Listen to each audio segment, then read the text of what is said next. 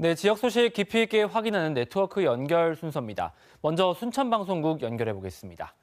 자, 황인준 앵커, 여수 양식장들의 저수온 피해를 여러 차례 전해주셨는데 지금 상황은 어떻습니까?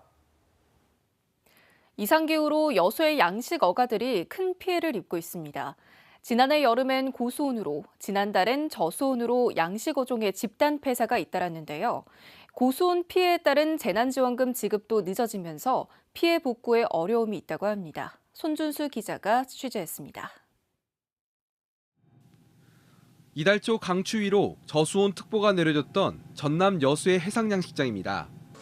참돔 등 양식어종 300만 마리가 집단 폐사해 확인된 피해액만 87억 원에 달합니다. 지난해 여름에는 고수온 여파로 260억 원의 피해를 봤는데 엎친 데 덮친 격입니다.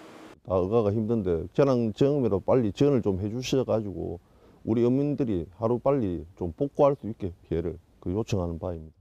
하지만 지난해 발생한 피해를 복구하기 위한 지원금은 아직도 70% 정도만 지급됐습니다.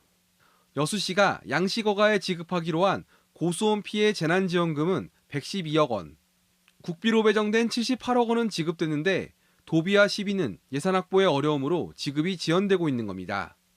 경남 통영시가 예비비까지 동원해 고수온 피해 재난지원금 지급을 완료한 것과 대조됩니다.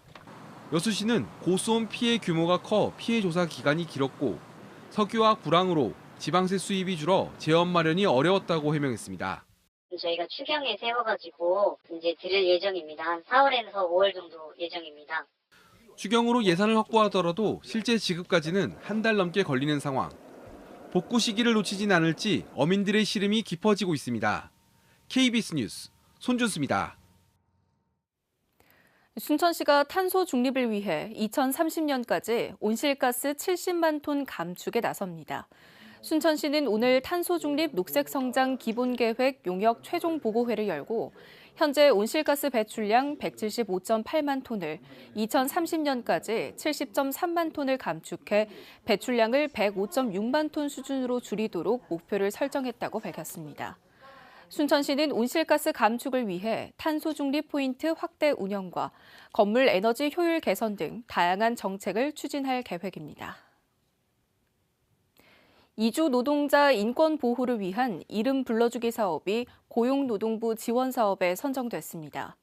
전남 노동권익센터는 건설과 제조 현장에서 일하는 이주 노동자들에게 야라는 호칭 대신 각자의 이름을 불러주기 위해 이름이 적힌 스티커를 안전모나 작업복 등에 붙이도록 하는 사업이 고용노동부 공모사업에 선정됐다고 밝혔습니다. 전남 노동권익센터는 이번 공모사업을 통해 3,700여만 원을 지원받게 됐습니다.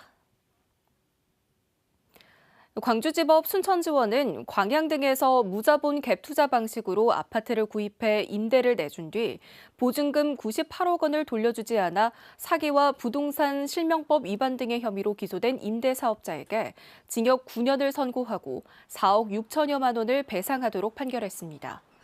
재판부는 또 함께 기소된 공범 8명에 대해서도 6개월 이상의 징역형과 1,000만 원 이하의 벌금을 선고했습니다. 이들은 2020년부터 3년간 광양 등에서 아파트 202채를 매입해 임대한 뒤 계약이 만료된 세입자 121명에게 전세 보증금을 돌려주지 않은 혐의로 기소됐습니다. 지금까지 순천에서 전해드렸습니다.